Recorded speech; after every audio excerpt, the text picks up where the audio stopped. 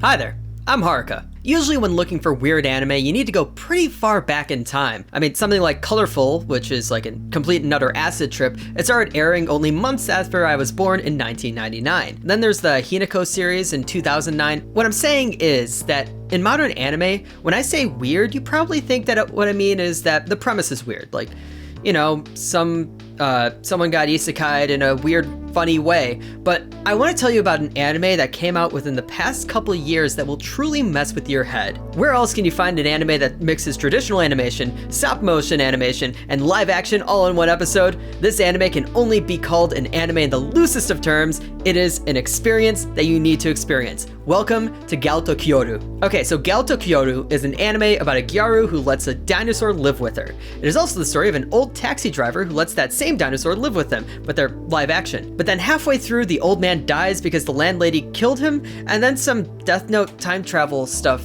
happens. Okay, that's the live action section. It's weird. Let's talk about the anime section. In the anime section, the gyaru lets the dinosaur live with her. By the way, the dinosaur doesn't speak. It speaks in air horns and lightsaber noises. The dinosaur gets in trouble, causes mischief, whatever. Everything is sort of done in increments of a few minutes each before a new skit starts. It's done within like vignettes, that sort of thing. There's also a regular claymation transition skit. It's not exactly a transition. I mean, there's just a bunch of skits to the point where you don't even know what's a transition and what's like just a full-on vignette that they're working on. The claymation part is supposed to take about the amount of time that it takes for cup ramen to be made, because the dinosaur loves cup ramen.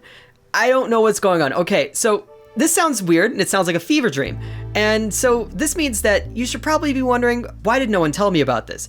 So this anime started on April 5th, 2020. Big bad thing already happened. People were scrambling. Most people, if they wanted to start watching anime, they'd be starting with like old stuff. If you wanted to watch the new season, it was in a season that was absolutely super hyped. Kaguya-sama season 2 was coming out. Tower of God was coming out, and people thought that was good at the time.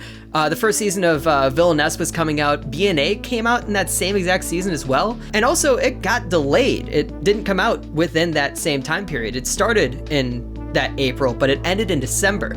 And there's only 12 episodes, so I mean, just do the math.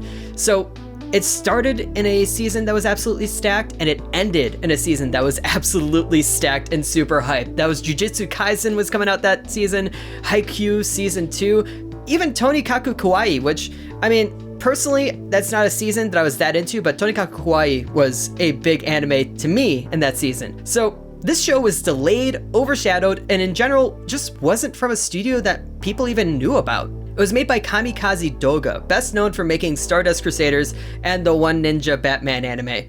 So here's what you missed. The other anime that I didn't mention that was made by Kamikaze Doga was Pop Team Epic, and this is from the director of Pop Team Epic, Jun Aoki. The manga was created by the married team of Moriko Mori and Kota Tomimura. Tomimura's other listing in Mal is Bokutachi LGBT, which is about being LGBT in Japan. I just wanted to mention it. That has nothing to do with this video. That has nothing to do with this anime. I just wanted to mention it because I can't find it anywhere. You missed what could be overanalyzed as something of a critique on Japanese television.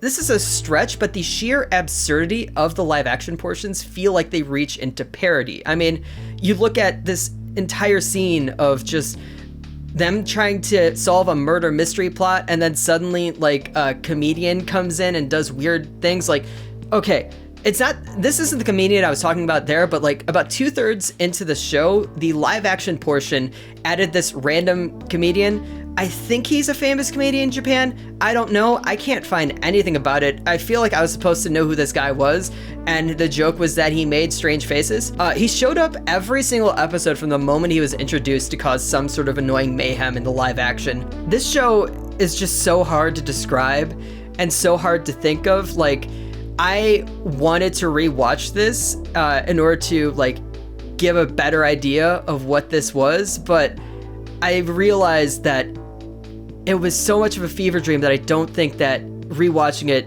and explaining it from there would do any better of an explanation than just going off of memory. So the big question here is it actually good? And And I think the answer might be yes. The story between the dinosaur and the girl is really wholesome and heartwarming, and despite how weird the live action is, it carries a similar sort of feeling and story as the anime with a happy ending. The various transitions and skits are fun for the most part. The live action dino costume is absolutely adorable, and as someone who grew up with Aardman Studios, I appreciate claymation. I'm sorry for how weird this may have come out. I watched this all the way back in July, writing this in December. As I said, I figured I wouldn't have any better idea of what this show even was, even if I rewatched it. This is a weird anime, it is a multimedia experience, and I just want more people to watch it because it's just so weird. I need you guys to know about this.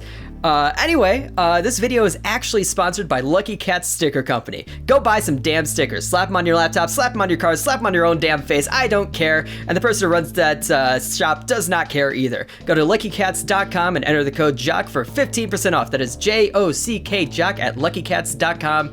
Link in the description. Thank you for watching, and I'll see you next week with some more trash.